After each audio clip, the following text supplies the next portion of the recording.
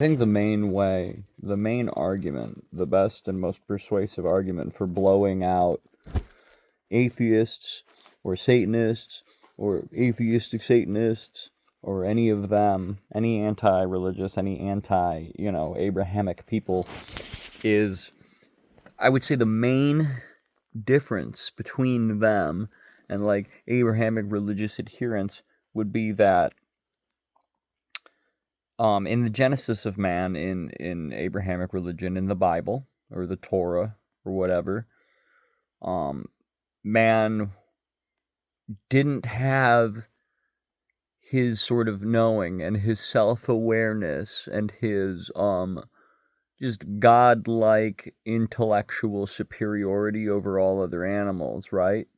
We've all heard that story. Then he ate the forbidden fruit and was cursed with the awareness of his nakedness and of his self, and he was cast out of paradise to live a life of self-doubt and torment for eternity. God was like, I was going to take care of everything. You were going to be happy and purpose-driven like all of my other creations, like all of the other animals and plants. You were just going to do your biological imperative, and I would take care of the fucking rest. But no, you had to eat the fruit, and now you're going to subvert and pervert your own destiny, and you're not going to fucking stay on the path like the way that a dog or a wolf or a duck would. Now, you're going to get confused, and you're going to fucking invent credit scores, and you're fucked. You're fucked now. That's what God says in the Bible. It's like you're going to have cryptocurrency and sports books, so you're fucked. That's what the Bible says, right? And that, it's a metaphor. Like, I don't think when you read the Bible, you're supposed to literally believe that there was a garden in which the first man lived in, and then he ate a pomegranate or whatever and couldn't live there no more. It's a metaphor for the evolution of man, right? And you could be like a Terence McKenna or Aldous Huxley guy and be like, actually, the forbidden fruit was the mushroom, because that's what made man not like a chimpanzee. Like, I don't know, whatever. The point is, man's self-awareness separates him from the rest of animals and necessarily makes his life worse, way fucking worse than like a dog, because the dog, wild and free, just lives life as a dog. It eats, it shits, it defends, and that's all it does, and it doesn't question, and it is ultimately happy because of that, right? Because it is, there's no question, it's just its biological imperatives acting themselves out. There is no doubt, and it just lives happily, right? And man doesn't get that, and man is cursed for it. This is what Christianity or Judaism or Islam teach us. I don't know about non-Western religions. I don't know what Hinduism or Buddhism or Sikhism or Jainism or any of those say about man's self-awareness. But I bet you they have a pretty negative view of it too, right? Buddhism seems to be like life is all suffering and shit.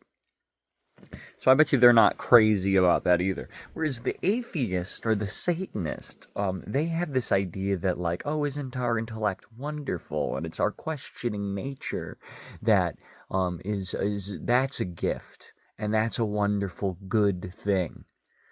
Which, like, have you spent more than 4 fucking seconds alive? No, it's not. Okay, this shit sucks. Asking why are we here, and who are we, and why are we, and why do we die? Why am I going to die? Why do good people die? Those aren't good things. Those aren't good things at all. And your belief system is almost predicated entirely on believing that they are, which is wrong. It's just objectively fucking wrong, Norm Macdonald, like, I don't understand why he could kill himself. And it's like, you don't. Have you tried life and how it only disappoints and gets worse? Like, human life is a nightmare. It's awful.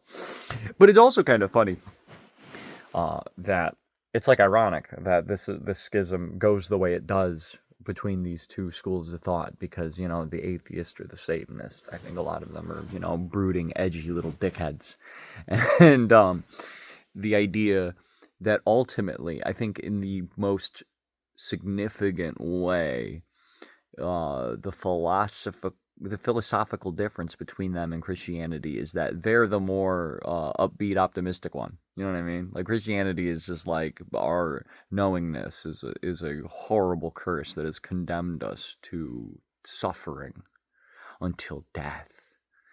Whereas the atheist and the Satanist are like, isn't it fun to think thoughts and be you? Isn't individuality neat? Aren't our differences wonderful? I think that's funny. That's the heavy metal outlook on life. You know what I mean? It's funny. But yeah, no, clearly in this, I mean, you can argue whether or not there's a God, whatever. I don't care.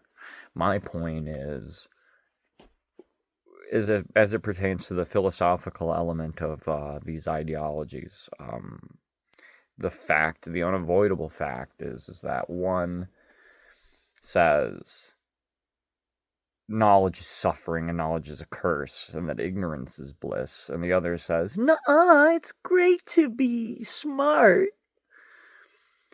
And in that philosophical schism alone, I think clearly atheism, Satanism, whatever, are getting blown the fuck out, because that's stupid as shit. No one thinks that. No one logically, intuitively believes that. That's crazy. Call me a pessimist if you want. That's stupid as shit.